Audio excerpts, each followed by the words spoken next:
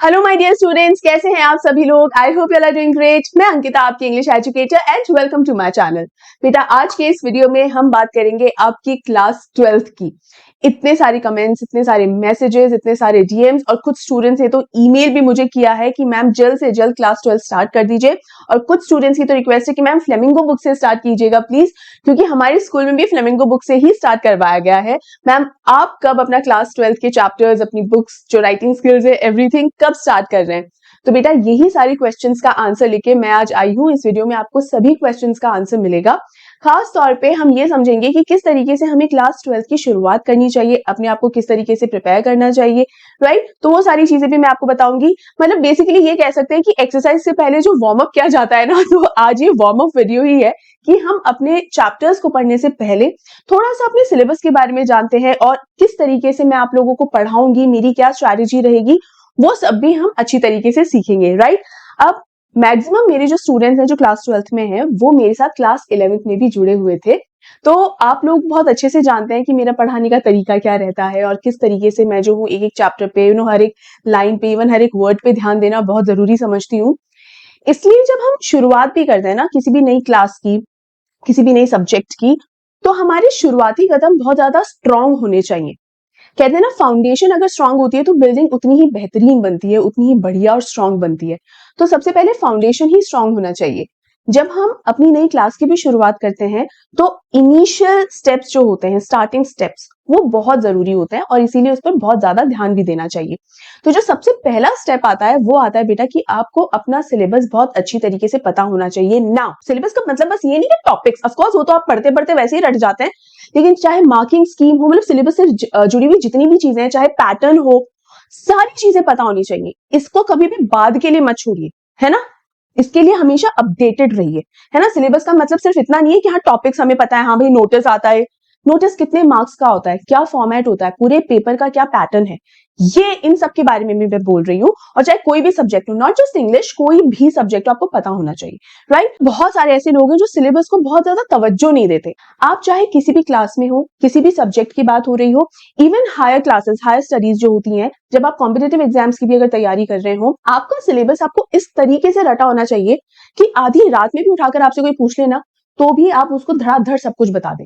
इसका रीजन क्या होता है? जो चीज हमें पूरे साल भर प्रिपेयर करनी है, उससे जितनी गहरी दोस्ती हो पाएगी या उसके बारे में हमें जितना पता हो पाएगा ना, उतना हम उससे फेमिलियर होते चले जाएंगे। एंड ट्रस्ट मी, वो चीज उतनी ही ज्यादा हम उसको लेकर कंफर्टेबल हो जाते हैं। ट्रस्ट मी, ये होता है, राइट। कोई जैसे अनसीन पैसेजेस है, अनसीन पैसेज को हम जितना अच्छे से रीड कर लेंगे या जितना अच्छे से हमें उसके बारे में पता होगा, अनसीन पैसेज को हैंडल करना हमारे लिए उतना ही ज्यादा आसान होगा। जो मेरे रेगुलर स्टूडेंट्स हैं उन्हें तो बहुत अच्छे से पता है कि मैं उनको जो एडवाइस दे रही हूँ वो उनके लिए बहुत बढ़िया तरीके से काम करने वाली है। लेकिन जो नए स्टूडेंट्स मेरे साथ अभी जुड़े हैं, उन्हें बिल्कुल लग रहा होगा कि अरे यार, क्या ही फर्क पड़ेगा। बेटा ट्रस्ट मी, फर्क पड़ता है। स्पेशली जब आप एग्जाम लिख रहे होते हो ना, एग्जाम में आंसर लिखते समय आपको मेरी ये एडवाइस काम में आती है कि यार सही में मैम ने तब कहा था कि आप पहले से कुछ चीजों का पता होता है ना, तो एग्जाम के अंदर आप ना अटैक करने के लिए तैयार रहते हो। आपको स्ट्रैटेजी नहीं बनाने में टाइम खर्च करना होता, क्योंकि आप पहले से ही प्रिपेयर्ड हो। तो इसीलिए आपको अपना सिलेबस इसीलिए एकदम बढ़िया तरीके से इसलिए पता होना चाहिए। तो सबसे पहले हम आते हैं अपने रीडिंग सेक्शन पे, रीडिंग कॉम्प्रिहेंशन। इसमें बेटा 2 पैसेजेस आते हैं आपके, और पहला जो पैसेज होता है अनसीन पैसेज, वो होता है 12 नंबर का, ठीक। और दूसरा होता है आपका 10 नंबर का, और दूसरा वाला आपका केस बेस्ड स्टडी होती है, ठीक है। वो आपका आता है ग्राफ्स वगैरह उसमें मिले होंगे, कुछ डेटा वगैरह गिवन रहता है, उसके हिसाब से आपको एनालाइज करके आंसर्स देने होते हैं, ठीक है। और एमसीक्यू की तरह क्वेश्चन उसके फॉर्मेट में इसमें क्वेश्चंस आते हैं, सब्जेक्टिव क्वेश्चंस भी इसके अंदर पूछे जाते हैं, ठीक है। 1 लाइन आंसर्स भी आपसे मांगे जाते हैं, ठीक है। इस तरीके से ये इसके अंदर क्वेश्चंस फ्रेम होते हैं।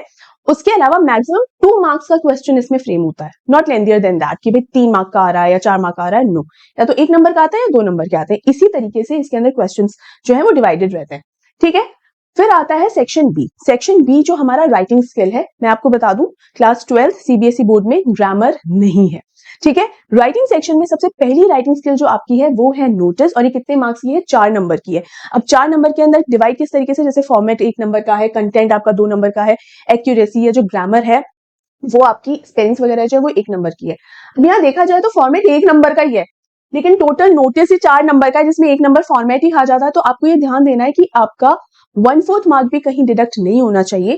फॉर्मेट आपको अच्छे से पता होना चाहिए नोटिस का क्या फॉर्मेट होता है। एंड अगेन ये फॉर्मेट ऐसी चीज है जैसे हम जो नोटिस लिखते हैं जब पूरा, तो कंटेंट में फिर भी हमसे कई बार गलती हो जाती है, हमारी कई बार स्पेलिंग मिस्टेक हो जाती है, या इन्फॉर्मेशन देने में हम कई बार गड़बड़ कर देते हैं ना, ये चूक कई बार हमसे, ये गलतियां हो जाती हैं हमसे। लेकिन फॉर्मेट एक ऐसी चीज है जो कि फिक्स है। ऐसा नहीं है कि अच्छा क्वेश्चन के हिसाब से फॉर्मेट बनेगा, नो, फॉर्मेट इज फिक्स कि डेट इस तरफ आएगी, टाइटल इस तरफ आएगा, ये सब कुछ फिक्स है, बॉक्स बनाना ही है। तो फॉर्मेट एक ऐसी चीज है कि आप वो नंबर अपना फिक्स कर सकते हैं, है कि नहीं? तो ऐसी चीजों के ध्यान रखिए, ये मत सोचिए यार एक ही नंबर की तो बात है, कहते हैं ना बूंद बूंद करके घड़ा भरता है, वैसे ही एक एक नंबर करके ही आप बहुत अच्छे मार्क्स स्कोर करते हैं। तो चाहे एक नंबर की बात हो या आधे नंबर की बात हो, हर नंबर को सेव करना सीखिए, ठीक है? तो नोटिस है, उसके अलावा इन्विटेशन एंड रिप्लाई है, formal and informal invitation, formal and informal reply है, और कितने मार्क्स के हैं? 4 मार्क्स का, ठीक है? और इसके अलावा देखिए, नोटिस हो या आपके इन्विटेशन रिप्लाई हो, दोनों ही 50-50 वर्ड्स के ही होते हैं। इनकी जो वर्ड लिमिट भी है बहुत कम होती है, और वही फॉर्मेट, कंटेंट और accuracy of spelling and grammar, इस पर इसमें ध्यान दिया जाता है।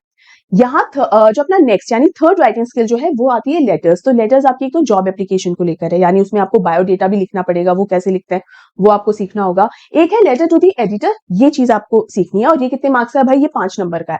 तो इसमें क्या कुछ एक्स्ट्रा बढ़ा है क्या? इसके अंदर जो एक तो फॉर्मेट है, कंटेंट है सेम 2 नंबर का, एक्यूरेसी और स्पेलिंग ग्रामर है वो 1 नंबर की। एक एक्स्ट्रा चीज जो है वो है कि आपका ऑर्गेनाइजेशन ऑफ आइडियाज, मतलब आप जो अपनी बात लिख रहे हो, क्योंकि ये जो है 120 to 150 वर्ड्स का होता है, तो मतलब कंटेंट ज्यादा है, आपके पास मैटर ज्यादा है, तो आप उसको किस सीक्वेंस में लिख रहे हो, आपके जो आइडियाज हैं उसमें एक कोहेजन है या नहीं है। कोहेजन का मतलब ये है कि वो एक प्रॉपर सीरीज में आ रहा है या नहीं आ रहा। कई बार पढ़कर अपने को लगता है ना कि यार ये क्या है, अभी तक तो हम ये टॉपिक पे इस पॉइंट पे बात कर रहे थे, और फिर अचानक से कोई दूसरा पॉइंट, दूसरी बात हम करने लग गए, ये क्या है ना? तो टुकड़ों में या बिट्स एंड पीसेस के अंदर इंफॉर्मेशन नहीं होनी चाहिए, एक प्रॉपर सीक्वेंस होना चाहिए, ठीक है, ताकि पूरी बात अच्छे से समझ में आए। वो आप कितनी बढ़िया तरीके से प्रेजेंट कर पाते हो। क्या आपको ये समझ में आ रहा है? आपके पूरे सिलेबस के अंदर ही पता है कि आपको लेटर लिखना है तो आपको लेटर किस तरीके से लिखना है, किन किन चीजों का आपको ध्यान रखना है उसके अंदर, अच्छा आइडियाज को अपन को इस तरह से सीक्वेंस में रखना है। जब ये बातें आपके दिमाग में रहती है ना, तो अपने लेटर को लिखते समय इन चीजों का बहुत असर पड़ता है, और बहुत ही पॉजिटिव इंपैक्ट पड़ता है आपकी लेटर राइटिंग पे, कि हाँ नहीं, मुझे ये गलती नहीं करनी, नहीं सीक्वेंस के अंदर ही होनी चाहिए सारी बातें, सारे आइडियाज जो भी मैं थॉट्स लिख रही हूँ या लिख रहा हूँ सीक्वेंस में होनी चाहिए। ये चीजें आंसर लिखते समय आपके दिमाग में जब होती है तो उसका बहुत ही बढ़िया असर आपकी आंसर राइटिंग पे पड़ता है। वो आंसर राइटिंग चाहे लिटरेचर हो, चाहे राइटिंग स्किल्स हो, या फिर रीडिंग कॉम्प्रिहेंशन हो, कहीं भी हो, ट्रस्ट मी बहुत फर्क पड़ता है इस चीज का, ठीक है। और लास्ट राइटिंग स्किल है हमारी आर्टिकल और रिपोर्ट राइटिंग, मतलब आर्टिकल और रिपोर्ट, इसके अंदर आपको ऑप्शन भी मिलता है, ठीक है। ये भी 120-150 वर्ड्स की होती है, मतलब अगेन आपको इसमें कंटेंट ज्यादा लिखना होता है। और अगेन ऑर्गेनाइजेशन ऑफ आइडियाज वाला कॉन्सेप्ट इसमें भी है। फॉर्मेट 1 नंबर का, तो देखिए फॉर्मेट तो ऐसी चीज है जो फिक्स रहता है, तो वो 1 नंबर तो आपको अपने मतलब कर ही लेने फिक्स एकदम, उसमें कोई गलती नहीं करनी चाहिए। आइडियाज जो है वो एक सीक्वेंस में होने चाहिए, एक प्रॉपर, जैसे स्टोरी अगर लिख रहे हैं तो एक प्रॉपर स्टोरी होनी चाहिए, गुथी हुई स्टोरी होनी चाहिए। ऐसा नहीं कि आइडियाज बिखरे हुए हैं इधर उधर, कि पढ़ने के बाद समझ में ही नहीं आ रहा हो कि भाई कहना क्या चाह रहे हो, है ना, ये नहीं होना चाहिए, ठीक है। उसके बाद स्पेलिंग और ग्रामर ये सब तो सही से होना ही चाहिए, ठीक है।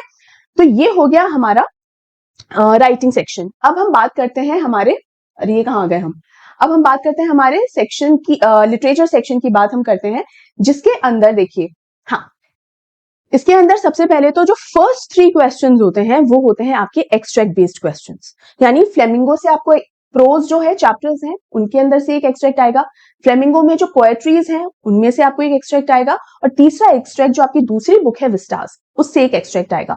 और एक्सट्रैक्ट के अंदर एमसीक्यू टाइप क्वेश्चंस भी आते हैं और एक्सप्लेनेटरी टाइप क्वेश्चंस भी आते हैं, बट मैक्सिमम 2 मार्क्स के आते हैं। इसके अलावा कितना वेटेज होता है इन एक्सट्रैक्ट बेस्ड क्वेश्चंस का, तो बेसिकली जो फ्लेमिंगो बुक से जो एक्सट्रैक्ट्स आते हैं, चाहे चैप्टर्स से आए चाहे पोएट्री से आए, वो 6-6 नंबर के होते हैं, यानी फ्लेमिंगो बुक से टोटल 12 नंबर के एक्सट्रैक्ट बेस्ड क्वेश्चंस होते हैं, और विस्टास से सिर्फ 4 नंबर का ही क्वेश्चन आता है जो एक्सट्रैक्ट बेस्ड होता है, ठीक है। सबसे पहली चीज तो ये, जो फ्लेमिंगो है, फ्लेमिंगो में से जो चैप्टर और पोएट्रीज दोनों को मिला के आपसे टोटल 6 क्वेश्चंस पूछे जाते हैं। कई बार ऐसा होता है 3 क्वेश्चंस चैप्टर्स के अंदर से आ रहे हैं, 3 क्वेश्चंस पोएट्रीज के अंदर से आ रहे हैं, ठीक है, और टोटल 6 क्वेश्चंस पूछे जा रहे हैं, और आउट ऑफ दीज 6 क्वेश्चंस आपको कोई 5 क्वेश्चंस अटेम्प्ट करने हैं। 2-2 नंबर के होते हैं, 5 के हिसाब से 10 नंबर का वेटेज हो गया। और आपको विस्टास में से भी ऐसा ही होता है, आपको टोटल 3 कहाँ गया, विस्टास का ये रहा। हाँ, तो आपको यहाँ पर क्या दिया जाता है, टोटल 3 क्वेश्चन ही दिए जाते हैं विस्टास में से, जहां पर आपको फ्लेमिंगो में से 6 क्वेश्चन आ रहे हैं, विस्टास में से सिर्फ 3 क्वेश्चन ही आते हैं, और इन 3 में से आपको कोई भी 2 अटेम्प्ट करने होते हैं। एंड अगेन 2-2 मार्क का, तो ये 4 मार्क का वेटेज होता है। लास्ट 2 क्वेश्चन जो है वो होते हैं आपके लॉन्ग आंसर टाइप क्वेश्चन। तो इनकी जो वर्ड लिमिट होती है वो कितनी होती है, देखो 120 टू 150 वर्ड्स, यानी इसमें आपको वर्ड लिमिट ज्यादा दी जाती है। तो इसे एक्सप्लेन करने का तरीका अलग होगा, इसमें आपको रीजंस भी बताने होंगे, कारण बताने होंगे, कॉजेज वगैरह सब बताने होंगे, ठीक है। ये सारी चीजें आपको इसके अंदर एक्सप्लेन करनी होती हैं। तो ये हमारी वर्ड लिमिट तभी जस्टिफाई हो पाती है। और 150 वर्ड्स हैं, तो कभी भी आप ना पेजेस के हिसाब से मत काउंट कीजिए कि आधा पेज 1.5 पेज, नहीं, आपको हमेशा वर्ड्स के हिसाब से ही काउंट करना है उसको बेटा। और कई बार बच्चों की हैंडराइटिंग का फर्क पड़ता है, जैसे कई बच्चे बहुत छोटे छोटा लिखते हैं, कई बच्चे बहुत ही बड़ा बड़ा लिखते हैं, तो इससे फर्क नहीं पड़ता आप क्या इंफॉर्मेशन दे रहे हो, आप कितने रेलेवेंट पॉइंट्स लिख रहे हो, इससे बहुत फर्क पड़ता है। कभी भी पेज मत नापिए कि कितने पेजेस आपने भर दिए हैं, आपको आंसर जो यहाँ पे वर्ड लिमिट दी गई है ना, उस वर्ड लिमिट में रहते हुए ही आपको अपनी बात लिखनी है ना। अच्छा, एक चीज मैं वर्ड लिमिट की और बताऊं, कभी भी ऐसा नहीं होता कि 120 टू 150 वर्ड्स अगर दिए हुए हैं, तो भाई मैंने अपना सेंटेंस लिखा और इस शब्द पे अगर मेरा 150th वर्ड कंप्लीट हो गया है तो मैं तो यही फुल स्टॉप लगा दूं, भले ही मेरी बात पूरी कही गई है या नहीं कही गई। ऐसा नहीं होता। ऑफ कोर्स अपना सेंटेंस पूरा कंप्लीट कीजिए, अपना जो आपने बात जो आपने फ्रेम की है, जो आंसर आपने फ्रेम करा है, ऑफ कोर्स उस आंसर को पूरा लिखिए। 5-10 वर्ड्स ऊपर निकल जाएंगे तो कोई गड़बड़ नहीं है, उसमें कोई कुछ गलती नहीं है, ठीक है। ये आपको एक अंदाजा बस दिया जाता है कि आपको ये आंसर लगभग इतने शब्दों में ही रखना है। 10-12 वर्ड्स ऊपर नीचे हो गए तो उसमें कोई दिक्कत नहीं है, ठीक है। तो आपको फ्लेमिंगो से 2 क्वेश्चंस आ जाएंगे, दोनों में से कोई एक अटेम्प्ट करना होगा, कितने मार्क्स का है, 5 मार्क्स का, ठीक है। एंड अगेन विस्टास में से भी आपको 2 क्वेश्चंस पूछे जाएंगे, सेम 120 टू 150 वर्ड्स का वर्ड लिमिट होगा, और इसमें भी आपको कोई एक क्वेश्चन अटेम्प्ट करना होगा। एंड अगेन 5 मार्क का एक क्वेश्चन है। बिल्कुल हो सकता है कि आपको ये सिलेबस के बारे में जान के और ये पढ़ के, अरे मैम ये तो हम खुद ही पढ़ ही लेते हैं, इसमें क्या है बताने का। जैसा कि मैंने आपको बताया, जो चीजें मैंने आपको यहाँ बताई हैं, आप बस उसे अपने दिमाग में रखिए, उसे याद रखिए, और लगातार याद रखिए। मतलब ऐसा नहीं है कि 4-5 दिन याद रखा और छठे दिन फिर भूल गए, ऐसा नहीं करना है। आप जब इसको, जितना ज्यादा आप इसको ध्यान रखेंगे, जितना आप इससे फेमिलियर होंगे, आपकी हैबिट वैसे ही बनती चली जाएगी। अगेन अगर मैं एक्सरसाइज वाले एग्जांपल दोबारा दूं, तो जब एक्सरसाइज करते हैं, डाइट प्लान बनता है, तो उस डाइट को जब हम फॉलो कर रहे होते हैं तो लगातार आपको याद रखनी होती है। ऐसा नहीं है ना कि आपने दोपहर के 2 बजे तक तो याद रखी, नहीं डाइट चार्ट है, मुझे ये प्लान फॉलो करना है, ये वो, और 2 बजे के आप भूल गए कि हाँ भैया लिया समोसे और थोड़ी सी चाय भी। ऐसा नहीं होता है ना। आपको उसे लगातार ही ध्यान रखना पड़ता है कि नहीं भाई एक डाइट फॉलो हो रही है, मैं कुछ चीजें खा सकते हैं, कुछ चीजें हम नहीं खा सकते हैं ना, हमको वो ध्यान ही रखना होता है।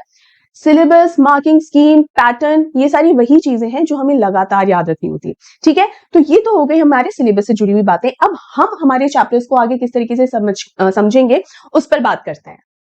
तो बेटा जब हम क्लास 12th के बारे में बात करते हैं कि हमें उसे कैसे स्टार्ट करना चाहिए, तो यहाँ सबसे पहले मैं आपको बताऊंगी कि मैं आपको किस तरीके से पढ़ाऊंगी, और फिर उस हिसाब से आपकी स्ट्रेटेजी कैसे डेवलप होती जाएगी वो मैं आपको बताऊंगी, राइट। तो देखिए सबसे पहले जो पॉइंट आता है वो ये है कि मैं हर चैप्टर का लाइन बाय लाइन एक्सप्लेनेशन आपको दूंगी, चाहे वो चैप्टर्स हो, चाहे वो पोएम्स हो। पोएम्स की जो है पोएटिक डिवाइसेस भी आपको मिलेंगे, उसके एनसीईआरटी सॉल्यूशंस भी आपको मिलेंगे, और जब पूरा सिलेबस कंप्लीट हो जाएगा, हम आगे बढ़ेंगे, तब हम उसके इंपॉर्टेंट क्वेश्चंस या पीवाईक्यूज ये सारी चीजें भी देखेंगे। लेकिन लाइन बाय लाइन एक्सप्लेनेशन जरूर होगा, क्योंकि मेरा मानना है कि हर एक चैप्टर को डिकोड करके ही मैं अपने स्टूडेंट्स को पढ़ाऊं। जो मेरे क्लास 11th के या और जूनियर क्लासेस के जो स्टूडेंट्स हैं, जो शुरू से मेरे साथ जुड़े हुए हैं, वो बहुत अच्छे से जानते हैं कि मैं कभी भी शॉर्टकट्स नहीं अपनाती। There are no shortcuts in my book कि मैं क्विकली बस, हाँ ऐसे होता है, एक समराइज्ड वर्जन आपको बता दिया, नहीं। समराइज्ड वर्जन सिर्फ तभी हेल्पफुल होता है और तभी आपके लिए फायदेमंद हो सकता है जब आपको डिटेल्ड वर्जन पता हो। ये शुरू में तो हमको बहुत अच्छा लगता है कि अरे वाह समरी मिल गई है चैप्टर की, हम बहुत बढ़िया से क्वेश्चन पेपर को अब अटेम्प्ट कर पाएंगे। बट मैंने हमेशा से कहा है, मैं अपने स्टूडेंट्स को सिर्फ एक क्वेश्चन पेपर के लिए तैयार नहीं करती हूँ। मेरी क्लासेस कहीं ना कहीं मैं एक ट्रेनिंग की तरह इन क्लासेस को लेती हूँ कि आप लोगों की ये एक हैबिट बन जाए कि आपको रीड करना ही है, आपको पढ़ना ही है। जितना शॉर्टकट्स आप अपनाएंगे ना, आगे चल के जब आप हायर स्टडीज के लिए जाएंगे या कॉम्पिटेटिव एग्जाम्स के लिए जो आप प्रिपेयर कर रहे हैं, तो जो रीडिंग हैबिट अगर आपकी नहीं है या डिटेल में पढ़ने की हैबिट आपकी नहीं है, तो कॉम्पिटेटिव एग्जाम्स में कहीं ना कहीं आप पीछे रह जाते हैं। तो वो आपको नहीं करना है। आपकी पढ़ने की इतनी हैबिट ही नहीं है, या उस तरीके से आपको डिटेल रीड करने की हैबिट ही नहीं है ना, आपको सिर्फ एक क्वेश्चन पेपर के हिसाब से बस तैयार कर दिया गया है कि ये मोस्ट एक्सपेक्टेड क्वेश्चंस हैं, ये तो आएंगे ही, मोस्ट रिपीटेड क्वेश्चंस हैं, बस इतना अगर बता दिया गया है, तो आप रिसर्च करने का या अपनी तरफ से और किस तरीके से मैं एफर्ट लगाकर और पढ़ाई की जा सकती है, वो हैबिट ही आपकी डेवलप नहीं हो पाती है। तो मेरा यही इंटेंशन है कि हम आपको आगे के लिए मैं आपको प्रिपेयर भी करूं, इसलिए I never ever go for shortcuts, right. तो लाइन बाय लाइन एक्सप्लेनेशन बहुत जरूरी है। इसके अलावा एनसीईआरटी सॉल्यूशंस तो है ही। फिर हम बात करेंगे कीवर्ड्स की। हर चैप्टर में कोई इंपॉर्टेंट कीवर्ड होता है, इंपॉर्टेंट की फ्रेज होते हैं, कुछ ऐसे इंपॉर्टेंट पॉइंट्स होते हैं जिसे अगर आप ध्यान रखो हमेशा, तो पूरा का पूरा चैप्टर इन्हीं कीवर्ड्स की फ्रेजेस और इंपॉर्टेंट पॉइंट्स के इर्द गिर्द पूरा का पूरा चैप्टर टिका हुआ होता है ना। जैसे पुरानी क्लासेस में अगर हम आपको ध्यान हो, लेटर टू गॉड वाला जो चैप्टर है, तो उस लेटर टू गॉड के अंदर हम कई बार बात आती है अनवेवरिंग फेथ, है ना। ये जो फ्रेज है ये कई बार रिपीटेडली दिमाग में आता है कि वो ये अनवेवरिंग फेथ के ऊपर कहीं ना कहीं पूरा चैप्टर टिका हुआ है। किसका है ये अनवेवरिंग फेथ? लेंचो का, भगवान के ऊपर। और वो ऐसा फेथ है, मतलब वो ब्लाइंड फेथ है कि जिसकी वजह से जिसने मदद करी थी लेंचो की, उन्हीं आखिर में वो क्या कहते थे, बंच ऑफ क्रूक्स, राइट। तो क्लास 10th में ये था। तो ऐसे ही कुछ बहुत इंपॉर्टेंट वर्ड्स होते हैं, कुछ ऐसे पॉइंट्स होते हैं, कुछ ऐसे फ्रेजेस होते हैं जिन पे पूरा का पूरा चैप्टर डिपेंड कर रहा होता है। उसके बारे में भी हम जानेंगे और अच्छे से समझेंगे, ठीक है। इसके बाद हम देखेंगे आंसर राइटिंग टिप्स। जो आंसर राइटिंग, जब हम आंसर्स लिखते हैं तो किन किन बातों का हमें ध्यान रखना होता है, शॉर्ट क्वेश्चंस को हमें किस तरीके से अटेम्प्ट करना है, लॉन्ग आंसर्स को हमें किस तरीके से फ्रेम करना है, ये सारी चीजें भी मैं आपको जब चैप्टर पढ़ाऊंगी तब आपको बताती चलूंगी। अगेन मैं कहूंगी कि मेरे क्लास 11th के स्टूडेंट्स बहुत अच्छी तरीके से समझते हैं कि मैं जो हूँ, जैसे ही कोई चैप्टर में ऐसा कोई पॉइंट आता है तो मैं वहां बताती हूँ कि अगर इस तरीके का क्वेश्चन बन जाए तो ये पॉइंट आप उसमें डाल सकते हो। तो ये भी हम डिस्कस करते हुए चलते हैं। एंड फाइनली जो भी इंपॉर्टेंट क्वेश्चंस बन सकते हैं कि भाई कौन सा ये क्वेश्चन है जो बहुत इंपॉर्टेंट होता है, प्रीवियस ईयर क्वेश्चन पेपर्स के भी जो क्वेश्चन है कि भाई पढ़ाते हुए मैं आपको बिल्कुल ये चीज बताती हूँ कि ये वाला पॉइंट पर कई बार क्वेश्चन फ्रेम हुआ है ना। तो ये सारी चीजें भी हम सीखते हैं।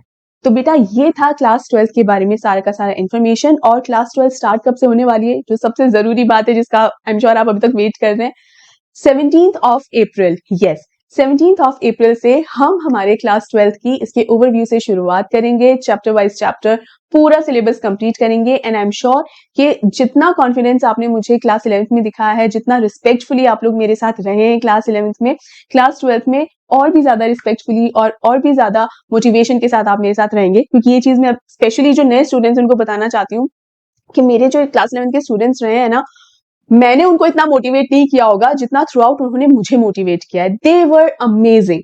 जिस तरीके के उनके कमेंट्स आते थे और इतने जेन्युइन और इतने ऑनेस्ट कमेंट्स होते थे और इतने इनोसेंट कमेंट्स होते थे, सो आई वाज सो हैप्पी। तो मैं ऐसा ही कुछ एक्सपेक्ट कर रही हूँ कि इस साल भी जिस तरीके से हमने क्लास 11 बहुत बढ़िया तरीके से पढ़ी, क्लास 12 भी हम उतना ही अच्छा और बढ़िया तरीके से पढ़ेंगे और इसका शुभारंभ भी बहुत ही बढ़िया तरीके से होगा, राइट। तो बेटा मिलते हैं 17th अप्रैल को। तब तक के लिए अपना ध्यान रखिए और हाँ, इस वीडियो को लाइक करना मत भूलिए, ज्यादा से ज्यादा शेयर भी कीजिए। And make sure you join my Telegram channel. Telegram channel की लिंक जो है इस वीडियो के डिस्क्रिप्शन बॉक्स में मिल जाएगी। And don't forget to subscribe my channel. Take care.